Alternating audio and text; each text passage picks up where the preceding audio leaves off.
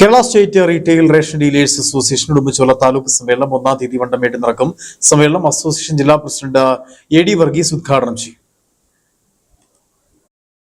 Kerala state retail ration dealers association Udumbanchola taluk സമ്മേളനം 1-ാം തീയതി Vandanmedu mass ഓഡിറ്റോറിയത്തിൽ നടക്കും.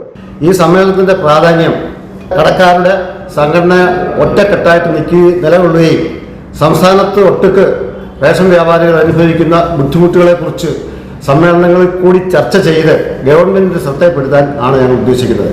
രാവിലെ 10-ന് ആരംഭിക്കുന്ന സമ്മേളനം ജില്ലാ പ്രസിഡന്റ് എ.ഡി. വർഗീസ് ഉദ്ഘാടനം ചെയ്യും. സമ്മേളനത്തിൽ വെച്ച് മുതിർന്ന റേഷൻ വ്യാപാരികളുടെ മക്കളിൽ SSLC +2 പരീക്ഷകളിൽ ഉയർന്ന മാർക്ക് നേടിയവർ, മറ്റ് പ്രൊഫഷണൽ കോഴ്സുകളിൽ വിജയം നേടിയവർ എന്നിവരെ ആദരിക്കും. ആദരിക്കൽ ചടങ്ങ് Vandanmedu panchayat president Susan Jacob, Kattappana block panchayat president Balasingh, ജില്ലാ പഞ്ചായത്ത് മെമ്പർ ആൻസി ജെയിംസ് എന്നിവർ നിർവഹിക്കും.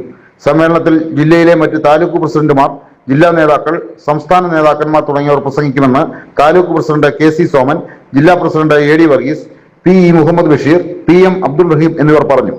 News bureau, Nedumkandam.